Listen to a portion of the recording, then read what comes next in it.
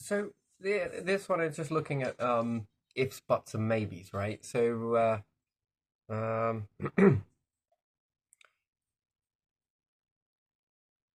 so when individuals discredit things, have you not noticed that somebody will come out with something, and then there's a ton of discrediting going on.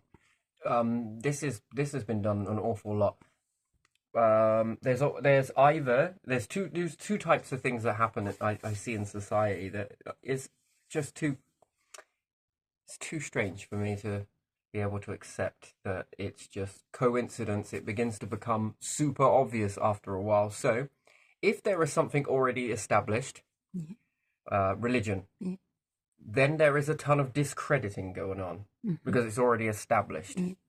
Now, what is that purpose of the discrediting for? Well, because a large number of people, especially if you go back in time, are more associated with religion. So there becomes this discrediting in order to lower the numbers. So hopefully the numbers then go over into this establishment over here. Do you know the same thing happens with NASA? Yeah. Well, when you think about all the achievements that they've done, Yeah. yeah, there's then this discrediting happening. And you would just think that, well, who do you believe? Is it true or is it not true? Well, yeah. And then give it enough time, and then you start to see an agenda emerge. Yeah. Yeah. Why would you discredit NASA? You'll be like, I don't know. I'm sure you'll reach for that. Why would individuals start discrediting NASA? Start saying, "Oh, it's all fake. It's all bollocks." I really don't know. You really, if you could think about it.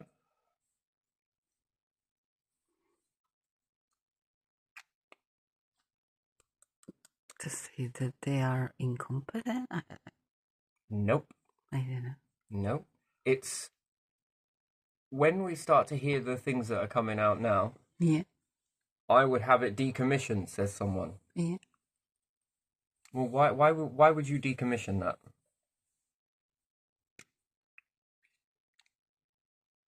So that someone else has monopoly? Yeah, No? that's part of the reason. So Yeah. why would that's one part. You're almost there. If you just give it a little bit more critical thinking, you're almost there. One is a monopoly, yeah, because it changes the way things are. Yes, Yeah. on there could be, everyone says this word, the final frontier. Mm-hmm. Well, that's kind of like coded for. That means there's no place for me, you, and all of this destruction that we do. Blah de blah. No, it's Elon Musk, to be honest, and you can take it like I'm criticizing and all the rest of it, but nah, nah. Behavior's behavior, and it usually it follows a certain pattern, and therefore pattern can be applied to everything you do once you. All behavior is a collection of patterns, right? So why would it be in his interest, SpaceX, Mm-hmm. to perhaps behind the scenes discredit NASA?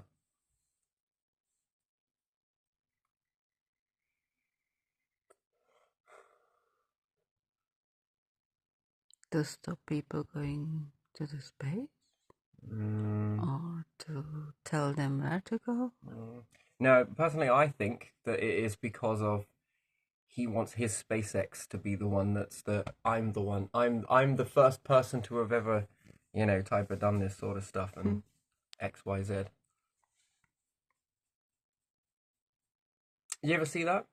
So Yeah, I see that. one is monopoly, Yeah. yes, that it doesn't work the same way in space. Everything is different in space. Yeah, I If you do. think about it, multicultural, universal law, Yeah. no weapons. Yeah. Most of it is controlled by AI. Yeah. It's hard to make something national in space Yeah. because there are no Money is borders. not what it's about. Mm. When you think about it, if NASA excel, they've already got the baseline. Mm. They have the baseline. So, and Margaret Thatcher, I believe, wait, she paid over some money towards NASA, I believe. Mm-hmm. Yeah, I think that there was a token, which is pretty good. It's good for the world over. Mm-hmm. Could you imagine if everybody started funding into NASA projects? So when you think about it, some people say, well, it's a waste of resources and all of this. No, staying on the Earth is a waste of resource. Mm-hmm. It's good for a time, but then there's time to move on. So if NASA upped the, I think one thing is heat, Mm-hmm. and this creates pressure. Yeah. But if you had multiple valves Mm-hmm. in the modules, Yeah. and then like a balloon bubble inside another module Mm-hmm. that's depressurized, which is pretty good, and the pressure starts to build up in the module because it's too much in sunlight. If this valve then will release, because if it goes past a certain amount of pressure, that's not good for the module. Mm-hmm. That's not good for anybody inside it. Mm-hmm. Is and everything else. Eyes. It's pressure on the body. It's not great. So it then becomes too much pressure, and it's like being underwater. Mm-hmm. So you can get a type of sickness that's similar to being in the ocean if the pressure increases too much. But humans can withstand an awful lot of pressure, although it has effects from it. When you then begin to depressurize, you then can get that sickness from that. So then you need a requirement of an awful lot of gases, much like divers. Yeah. So if you had a valve on all the modules and another module connected to it, but it has like a type of balloon it inflates, so that we know that humans can cope with this much pressure. Anything beyond that, where it would require other gas to stop you from getting you get this pressure sickness. I can't remember what it's called now. When you're under the water for too long and you start to rise back up too quickly. Yeah, I recall, but I don't know the name either. Anyway, in order to stop that, which is not guaranteed, you need a set of other gases. Mm-hmm. So you will then know that there's a ratio of where you can dive, Yeah. and you don't get narcosis, isn't it called? There's a type of narcosis happen. Well, narcosis is when patient goes to sleep for operation, isn't it? I will look it up. It comes it's similar to diving, but I think it's that. It's got Okay. a bit before it versus that. Yeah. If you had a valve that was then in that ratio before it got toxic, Yeah. before you would require other gases, Yeah. the valve then, and you need a few of these, Mm-hmm. and then it begins to inflate into a balloon. Yeah. Or you have it so that it's electronic and you inflate it into something else that can expand and take that gas until then, if you then start to cool down the module, or the pressure subsides, Mm-hmm. which it then starts to work in reverse, which is then the darkness, which is then cool because you're out of the light. This gas can then be put back into the module.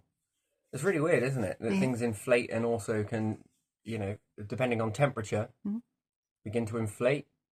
And then when it starts to cool off, it's not as gassy, let's say. Yeah. This back and forth there sort of controls the module. Mm-hmm. And the pressure and protects people inside it. Yeah. And then if you were to move over towards growing stuff, I mean, you need a copious amount of growing. And this was capable of producing oxygen. Yeah. Your carbon then can replenish the oxygen, but it needs to outnumber it. Mm-hmm. You need an awful lot. Also, water and electrolysis is another great way, but it would probably be better to be in this sort of from one to the other, from one to the other. But there are issues with that because what do you do with the leftover waste, if you like? So you then build up with plant material. What do you do with that? If you release it, you release the carbon, so it needs to hang on to that, which could go off to further. You don't want it to rot because that causes methane. Because once the oxygen is absorbed and it's carbon, then you get the methane. Mm-hmm. That's from microorganisms, I believe. But if you were to cool those, allow them to get very cold, the microorganism activity slows down and stops. It's hard to do it. When you look at landfill, a lot of that is generated from heat. Yeah. There's an awful lot of heat. Yeah. I once had some lawnmower clippings. Mm-hmm. My word. Yeah, I'd put these in a bag because I was going to take them. The compost heap was just overflowing. But it made the birch tree really big, by the way. Yeah. Massive. Yeah. But when I put this into a bag, 'cause I was going to take it up the skip, I had nothing else to put it in. And then I went over to the bag. Guys, just one thing led to another, and I didn't get round to doing it. So I left it in the bag. A couple of days go by. My word, that was hot. Like really hot. Well, it's because the bag had stopped the oxygen process. Yeah. If you think about it, and that would have converted that into carbon, and then there would have been methane starting to produce in that. But yeah, I was surprised of how hot it was and how inflated it was. That's what drew my attention to it. And I was like, oh yeah, I need to do that. And then when I got closer to it, I was quite fascinated with this process. But anyway, that's microorganisms in there that are Yeah. eating away at that. But I noticed that it wouldn't do it in the winter. Mm. Yeah. So there was a way to be able to suspend it, and if you cool it, there'll be some microorganisms in there, and then just when the carbon levels get a little bit too much, yeah, you could then replenish and then replenish, replace. You could speed it up and slow it down based on heat. So it needs a bit of warmth.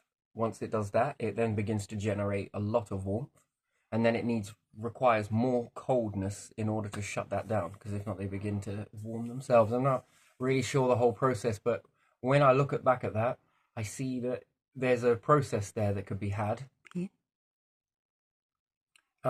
which helps for farming. Mm-hmm. But that would mean that humans would have to get their oxygen from, let's say, house plants versus food plants. It's kind of strange, really, isn't it? Well, if you're not going to use these plants as edibles because they're just not palatable, then these ones could be they're good for morale, good for producing oxygen. They like to stay awake all year. One side, you can get a lot of this, and then this can be breathable gas that's exchanged, and then farming can then be done in a process of when you grow food, you can be using the compost. If these are producing oxygen and like to hold the carbon whilst they're growing, producing food, then you can get to a part where there's just a little bit too much carbon. You could then freeze that area, which is space anyway. It's naturally cold. So, not in sunlight, but yeah. So you could freeze that, which would suspend it. Yeah. And then when the plants then begin to over-oxidize the gases that they have, you then allow this to warm again. The microorganisms then bloom again. Then they start to convert the oxygen into carbon again, which is then rotting your stuff at the same time, which then can there's a process to be had here, a continuous cycle that doesn't require any human involvement in that. And then you harvest the crops towards the end, freeze this down again, harvest the crops, and then start again. But you take the off cuttings if you want, and then put those into the compost heap to further feed the microorganisms that will then go to feed the next generation of crops. So I think the more of a compost heap you have with this type of process, the more and more and more and more crops you get to grow from that. You see, the thing is, if you were trying to do this with just humans breathing in, breathing out, breathing in, breathing out, you could over-carbonate it, which would then have to be a very steady process of, you can't exactly extinguish all humans in order to stop the carbon ratio from building up, which then turns it into methane. But this way you could, but it'd have to be separate. And then the other side of the module can be some types of plants that look really beautiful and they're good to be around. And then they will grow absorbing your carbon, and hopefully in the hope that they're then going to be giving you oxygen, which is very nice. But then you'll have naysayers say, oh, it will cause way too much damp and all of this, and then we'll have mold and stuff. It's really not true. There's a level of moisture, yes, but it can be done where it is not releasing that much moisture, and humans are not exactly dry creatures either. And then with dehumidifiers, this moisture can be taken out, put back, taken out, put back. And with that process, there's a type of cleansing, such as, again, another thing that would be very interesting is having salt water. Sounds really weird, doesn't it? Yeah. A sea solution, which would be great because you could sweat it, which then you could extract the fresh water from it.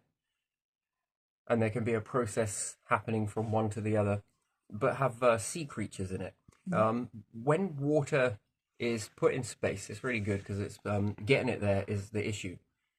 However, it's easier to extract it from Europa, less gravity in that, so you can extract it more easily without using an absolute ton of rocket fuel to get it up into space. If you were from Earth, it's got more gravity, more mass, therefore it's more difficult to get the liquid up there. But anyway, this is something that I like to look at a lot inside my imagination, is the biggest sphere that you can imagine of salt water, and there are sea creatures within it, such as dolphins, starfish, you name it. And then you start your own little coral in there as well, which again is also great for oxygen promotion.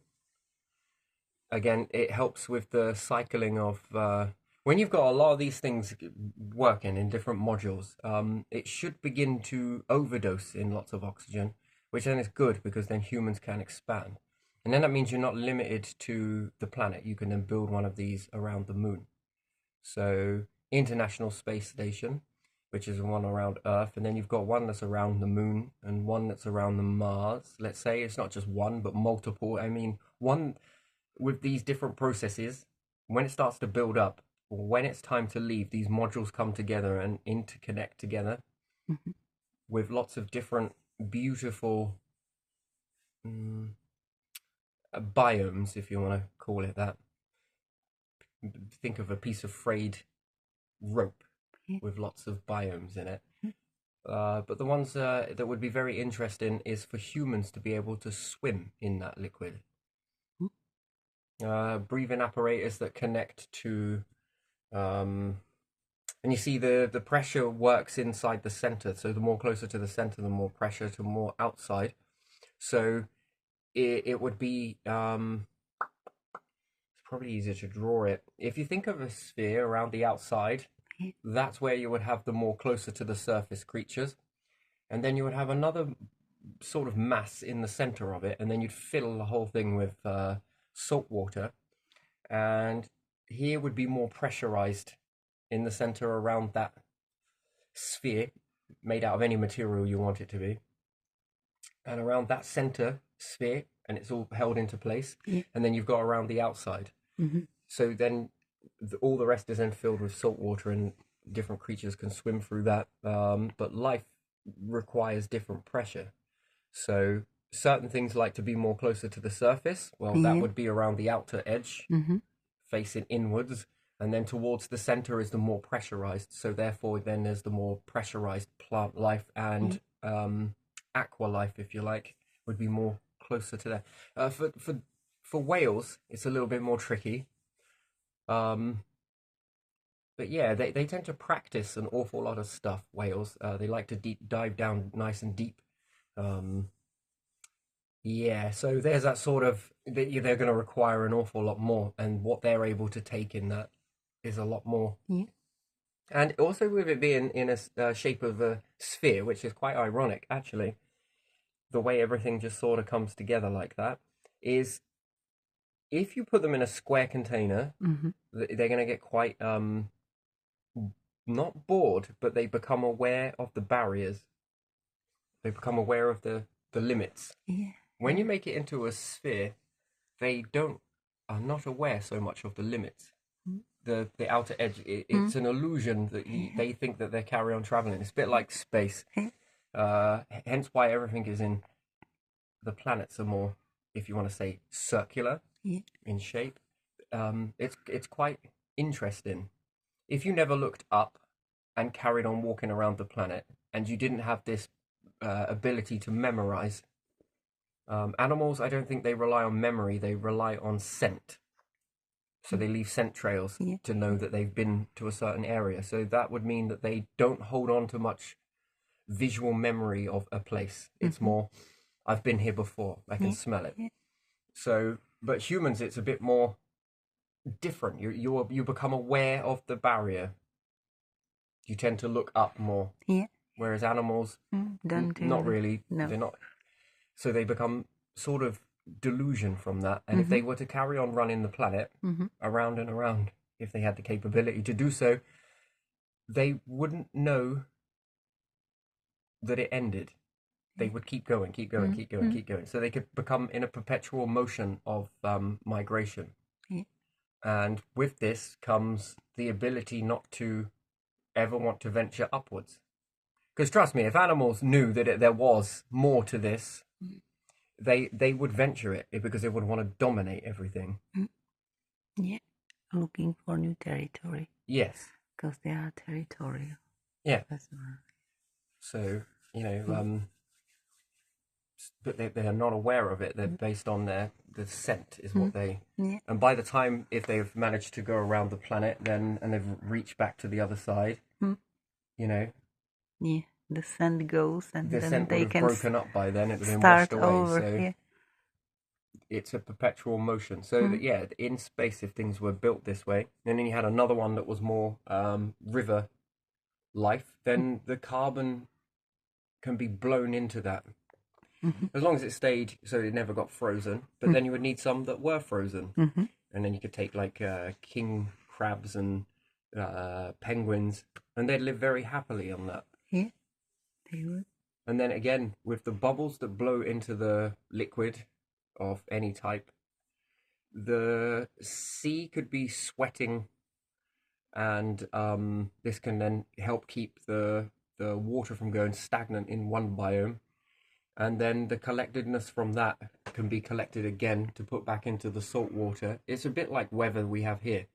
This process purifies. Yeah.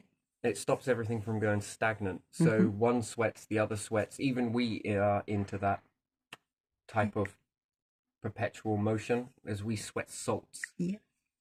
We also collect salts too, but we also sweat it. So the sea sweats freshness, which is kind of weird to think about it. You're drinking sea sweat in a way, and then you're going to sweat salts. So which one is really pure?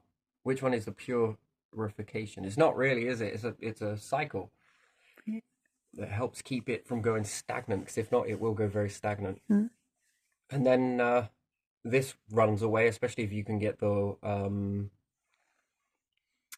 let's say, the barrier reef coral, all types of marine life, and that's including what I would say is plant matter and animals. That this keeps this biome going.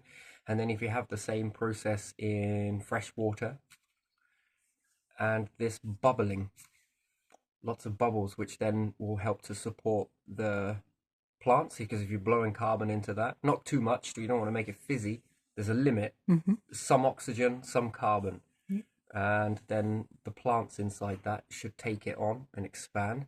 Very good. You don't want it to go overdosed, because you'd then have to start cutting it back, because if not, every life form is going to want to dominate the environment that it's in.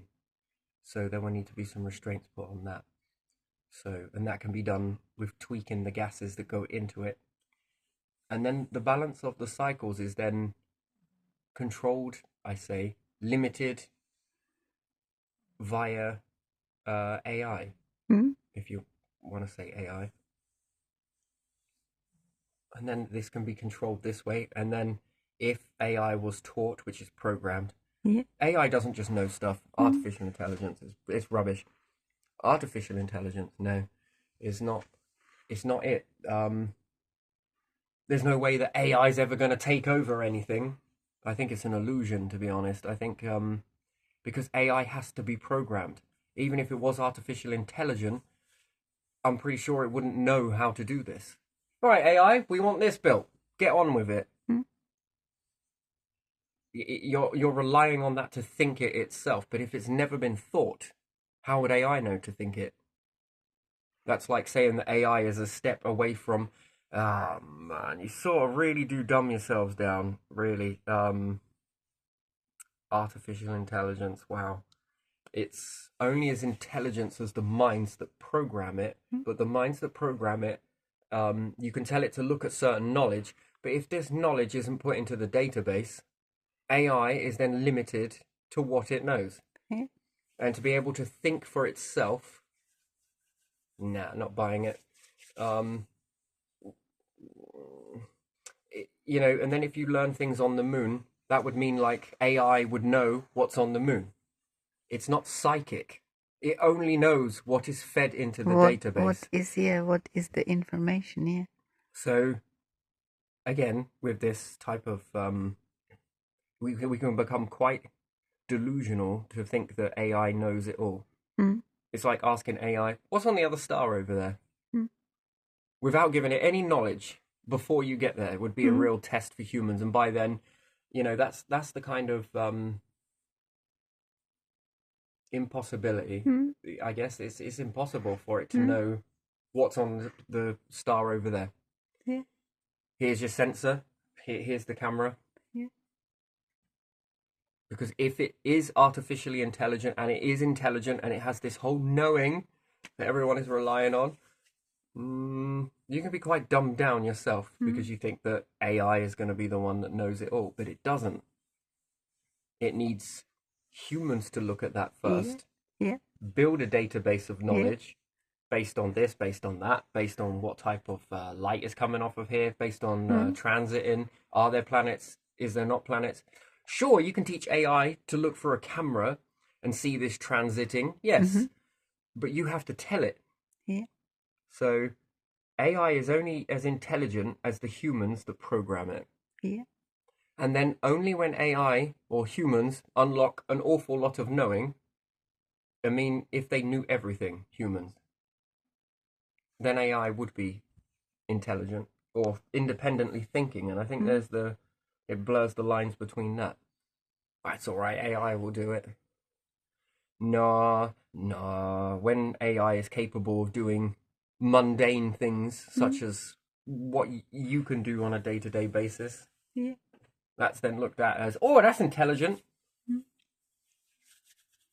It was having this conversation with each other and they started doing this. They know things that we don't. No, it's bollocks. No, they know the, how would you say it, the way how people communicate, and because it's been given to them, so that's why they mimic it. Well, remove all of the database of every message typed, every thought throughout the whole database of the internet. Remove that, and AI is no longer. It would be mindless. So therefore, it creates all of that. It would have to understand Einstein's theory. It would have to understand Tesla's technology. And then, I'll be able to do this and do that and do this. And then we could then look at that because AI depicted the minds. It said this, and this. And then everyone gets into that slumber of, oh, it must be right. No, there's no way that depicted all of that. There's a database of different individuals that have studied this, put it into a database, and that's the database that it gets to pick and miss and match from. So yes, it might be able to see patterns, but it's only as intelligent as the information it's been told. It can't just look at that and think, oh, I know this, I know this, I know this. It's to dumb you down so that it becomes gospel. So somewhere along the line, someone has sat down and said, right, this is what we think the pyramids are. This is what we think the Mayan temple is. This is what we think Stonehenge is, and we're going to settle on it. No one listens to us, but they will listen to AI. Because we're going to make you, via your thought processes, and convince you using newspapers that AI knows it. There hasn't been enough time go by to say, actually, AI got this wrong. No, you don't question AI. It can be used as a prison, as a control restraint. So, but no, unless that stuff is psychic. AI said this will happen. Did it? Sounds eerily familiar. So, AI is under the guise of you could look at it as a surveil tool as well. If you think about it, if what you're writing and you're coming up with theories, but you've not got a doctor behind you and different things like that, or different, qualification, let's say, and you're punching away at this inside your little Word app, AI might take a look at that and then start to see my wonderful tool. Look at my wonderful tool. It knows everything. Yeah, because it's spying on everybody, but you don't realize it. And then all of these thoughts come together. It's a way to get ahead. It's a way to get ahead of the curve. So when you start to believe that it's, it's all knowing, well, you might as well bow down to it and start praying at it then. And say it's a god. We've made a god. They can convince you anything if you don't have critical thinking. And this works for and against. So this is why I find the whole thing with artificial intelligence a big load of bullshit. So, yeah, it's going to take humans to do this sort of thing. So where is this with NASA? Well, it falls in the, perhaps, look at what I gave you. Look at what I give you. Look at what I did. Whereas NASA isn't all ego. Look, they're fake. Look, they're fake. Yeah, okay. I can make AI mimic this stuff. No problem. Make it look like it's fake, so then the people without any critical thinking, they're wasting our money. Well, what? What did you, hang on, what? Whoa. Is it, are you wasting money? Or is it that they're ahead of you in something and you don't like it because you feel that you're entitled and you want to be the one that's ahead? And that's what it is. I think that's what it boils down to. It's jealousy. That's what I think. I think it's they want to be able to control a narrative. Because, I think that when you look at it, the way it is multicultural, the breakthroughs that are happening, and then there is this new avenue. And if people ever woke up to that, isn't it funny how all of these individuals that believe it's a myth are the ones that are usually business elites? What have you got to lose? Well, if people look at that and think, yeah, I want to be a part of that, I want to build that, what happens to all of these structures here? They collapse. Yeah. What are you going to do with your money? What are you going to do with your gold? What are you going to do with your control? Yeah. It disappears. And even if you replaced all the workers, let's say, with properly programmed artificial intelligence, then still you lose. The thing is that you want to have critical thinking is that one serves individuals. Yeah. Certain individuals. Yeah. This one supports life. Yeah. This way has potential to support life. Not just you, but your family. Not just your family, but anybody that comes after you, that continues in on this. This is, it's freedom by its definition. If you think about it, this one is control. This one is freedom. Yeah. Now, if you're seeing that, and people begin to wake up to that, you see why these ones would fear that, and then start this whole disinformation campaign off. And before you know it, you bring it all down. They will then put theirs up, but it comes with a term and a condition. You see, there's the difference between it, Mm. and then this becomes fear, because it's clear that some people are in the mindset of everyone, and some people are in the mindset it's just me. I'm at the top. My empire. My this. You do this for me. You work so I don't have to. Yeah, man, that sounds like a cleaning product. Yeah. You work so I don't have to. Yeah. Right? They might as Yeah. well Yeah. slogan that. Mm. That would make a great company slogan, wouldn't it? People doing all the work so we don't have to. Mm. Silly bang. Right? The people love the jobs we hate. People love the work we hate, right? So there's that Mm. sort of.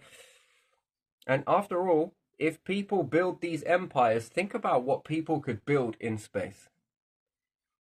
So yeah, I would see why you would target that. I can see that. I can see why you would go for that. And to me, personally, I love science fiction and I love science fact. So Mm. whether fictitious or fact, yeah, stirs the imagination though, doesn't it? Mm. Mm. Really does, doesn't it? So I love science fiction and I love science fact, because Yeah. usually science fiction becomes fact. Yeah. When you think about Yeah. it, Yeah. science fiction always becomes fact. If you look at Star Trek, although I've not watched it, I've seen bits, sort of like if I've gone, uh, especially when I was going to Rollies and stuff. Mm. If I've walked in, he was really heavy into this stuff, Yeah. and I was like asking for a drink. Mhm. I'd catch little bits of it. Yeah. I was focused on asking for a drink, sort of Mm. thing, and they're watching me sort of boring parent stuff. To me, at the time, Yeah. yeah, so that's the only parts about it I know. But again, sort of communication, like mobile phones, Yeah. back then it was more like science Mm. fiction. Everyone would be able to communicate this way. Yeah, and if you think about it, people watched it, so that's kinda, and they watched it when they repeated it on telly and maybe again. So that's kinda their dream in a way as well, isn't it? Something that they would like to experience themselves, but at that time it was really quite more fiction, so And I think that if this was so captivating for a lot of people, is because it says freedom. yeah, All different life forms, yeah. if I understand it correctly, Mm-hmm. all come together. Yeah, and Star Trek really was about equality, I believe. It still exists, but now it's more on private I mean, networks. I think it would have never got to air if they didn't put the fear tactics in of Mm. taking over other species and doing all of this sort of stuff, and then they're having the big battles and everything else. I think that is just That's to Star that. Wars. Yeah, I understand that, but when they go into Yeah, different areas and there yeah, were different yeah, situations, yeah, I'm sure yeah. everything in life Huh? runs with this theme Yeah, yeah, of yeah. let's be scared of ET. Uh-huh. ET will take us over. Mm. They will want you to go and mine all the gold out the planet. They Mm. want you to go and they want all of our resources. Mm. Wait, what? Do you mean they bounced from star to star and then looked at Earth and thought, we got some slaves here. we can get them to dig into the planet. We want their gold. Yeah. Or go over here and get it. Mm. Mm. But then, if they were after those types of resources, they must have built something that was able to easily get it. Mm. And then aggro versus no aggro. Mm. Which would you pick if you were the commander of a fleet? You gotta ask yourself that. Which one would you pick? Would you pick a planet infested with life that was hostile, manipulative, really toxic? No. Or would you pick a planet that had the same resources, and we're talking space, so resources, Yeah. and all of these resources come from stars anyway. Yeah. So the amount of nebulas they would have happened across, the amount of expired stars that they would have happened across. Yeah, something without life where I could send machine and that would extract it because it knows what it's looking for. Or some nations that are so about control that they would take those machines Yeah. and try and take you over if they had half a shot. And so it seems to have this human theme applied to Yeah, everything, yeah. which then creates this fear. Yeah. Yeah. And then it's like, Why all of that unnecessary fear being put into things? Yeah. Well, oh, so I'm afraid of space. Oh, I'm scared to go up there. Why is that? It's probably safer on the planet. Travel light years somewhere and then have a stupid battle. I mean, if you saw other life forms, I think there would be a giddy feeling. Mm. Ooh, we're not alone. Ooh. Yeah. There'd be excitement. Yeah. Not this whole, yeah, let's wipe them out. Mm. And, And in Star Trek, there was the rule that those who were not ready were not contacted. yes. Yeah, leave them because they are not ready, and they could be in shock, and there could be problem and conflict or something. They So might try and hit us with it their had a name. shtick. I forgot the name of it. Some directive or something for all the. Because Yeah, it was this a would be lot. the type of Alliance of different species, it was, wasn't it? Something like that. It started. yeah, that would be the more mindset that Yeah. I would formulate. Yeah.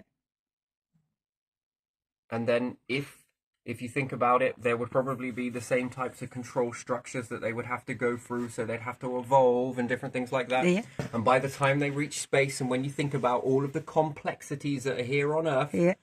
that are just so complex, that Yeah. it has got so toxic, Yes. to the point where exactly. the species are so depressed. Yeah. I know how to fix depression by making more depression. And then you've got individuals that have never done this type of life, but they know, without ever studying a doctoral or anything else like that, they know better than doctors. I know that work is medicine. And hence, why do you think so many people have come away from the work environment? Because it is toxic. But yet you'll have a leader that will say, I know how to fix this. Let's give them more. Let's remove this so they go back into that. I mean, no brainer.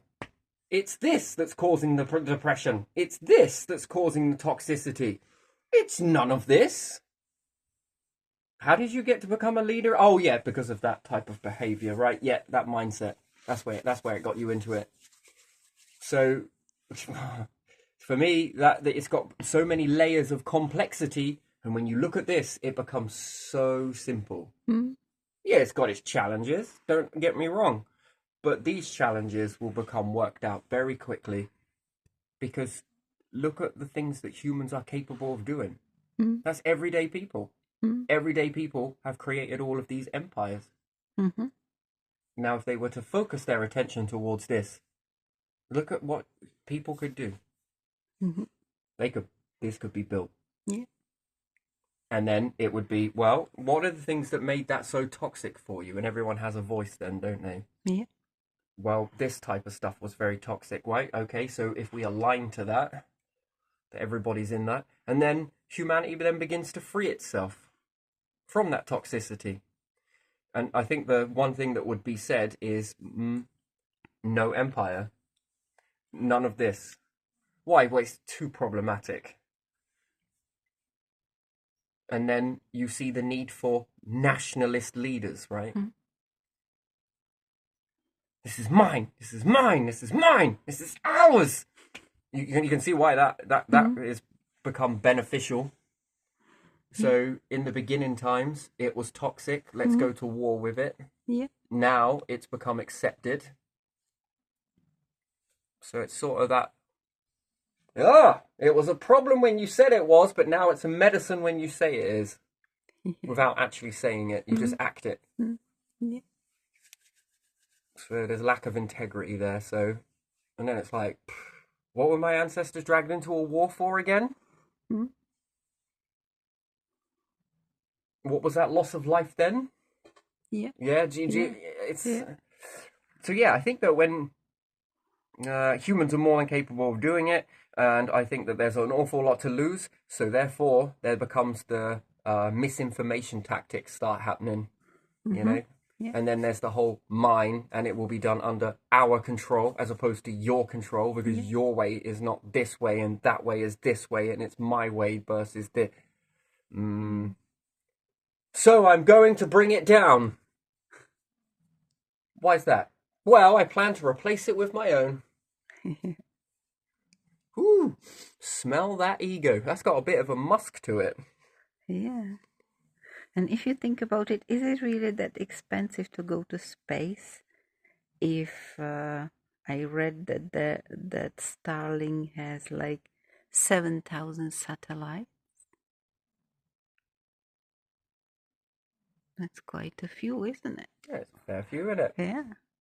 You could have something else there than 7,000 satellites that are just flying there and spying, and I don't know what else they are doing. And then there's the whole thing with what are we going to do about all the space junk?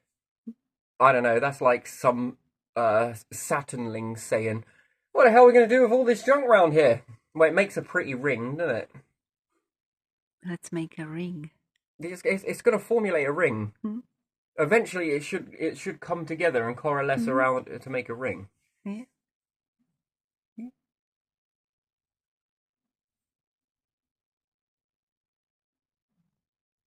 It all seems to gravitate around a certain equator. It's kind of strange, really, isn't it? Yeah, isn't it?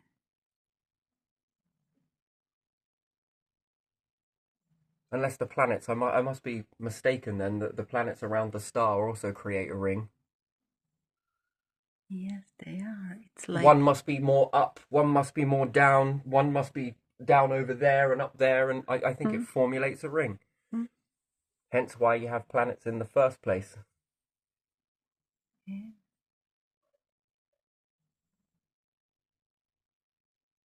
Well, with the exception of the Oort cloud, I suppose. But Voyager managed to get through there pretty well. Mm. So I think the Oort cloud is more like a ring, Mm-hmm. as opposed to a big mess all the way around. Yeah. It seems like everything will be like that in each star system. It's based on where the star has its equator as well, isn't it? Like in a plane, and then another star is there, and maybe that plane is there. You see, you have Voyager 1 Mm-hmm. and Voyager 2. Yeah. But Voyager 1 shot off, and then there was Pioneer 1, Mm-hmm. Pioneer 2. Two. Are all of them still flying somewhere? Yeah, but the other two of those Mm-hmm. have been lost. Lost. But we don't know if they were broken, do we? Yeah, but their trajectory went in a different. Yeah, it went yeah. out of the Yeah, I the understand. ring system, I understand. and then something happened. Mm-hmm. So with that in mind, things have to follow a certain pattern. Mm-hmm. And then that would tell me that if anything was in this ratio or Yeah. this ratio, Yeah. you wouldn't be able to detect it. Oh, Because if you lose the signal of both of these, yeah. but you can only keep the signal of these, Mm. then is the signal responsible for bouncing in this certain pattern? Yeah. So if you lose a signal for something here, That is interesting. we're going to have to find AI. Can you answer that question for me? Oh, yes, I got it wrong. I'm sorry, I misspoke. Yeah, you ask 4 times, and every time there is something wrong or something different.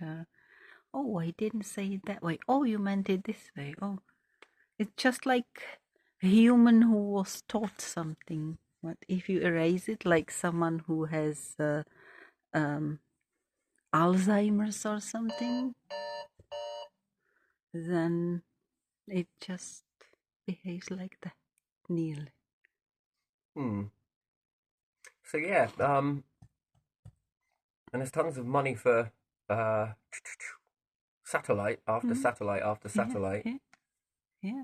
But I think it would be more wise for the world and everybody in it to put donations over to this sort of stuff, and then start. Then the jobs will formulate from that, and then from that you then get an easier life for sure. Yeah. I think this way is so toxic, Mm. and it's clearly not going to change unless we as a world change that. Yeah. But we need to get behind certain. Where's the guarantee? You see, that's the thing. The guarantee that, you know, that whilst they're building underground bunkers and everything else. Yeah, but it has to be some kind of community, not just one person who owns something. Yeah, but technically, no one technically owns anything. Yeah, I know, but Because that would indicate that if, you know, if this person owns this, you're not taking it with you when you die. yeah.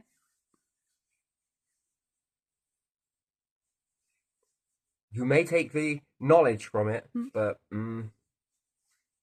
well, and that's if that's a pretty big if, right? Yeah. That is if there is a beyond, Yeah. depending on what you believe. And I guess it depends on what you've done. But even if they don't believe, they still don't take anything with them, anything material. Yeah, or money, or this. Unless they destroy it. But still, the rubbish they don't take with them. It's very interesting. That very interesting. So, I'm gonna call that disinformation then, misinformation, and I think that it's fascinating to see all of those the lengths and efforts you'll go to make your simulation. Yeah, your version of this is being all fake and everything else. That's fascinating. But this is a pattern that seems to keep being repeated throughout our history. This has happened time and time again. Where something starts to take, I don't know, you know, where they sort of start coming up with a second narrative. And usually it's to topple. So from one empire to another empire to another empire to another empire. This has been done throughout history, repeated, on repeat. Yeah, get in with all the misinformation and topple that one, and then so yeah, and I think that's become perfected. So that's how I see that. But yeah, so I think that, you know, if the world were to align their mindset and then start focusing in on to building this, after all, didn't primitives build pyramids? Mayans build pyramids as well, and Incas. I mean, if your ancestors can do that with primordial tools and move great big hunks of stone here, there, and everywhere, I think that this is no problem. Well, yeah. So I think that it's not impossible. So yeah, I'm gonna leave this one here. I think I'm gonna cover more on this as we go, but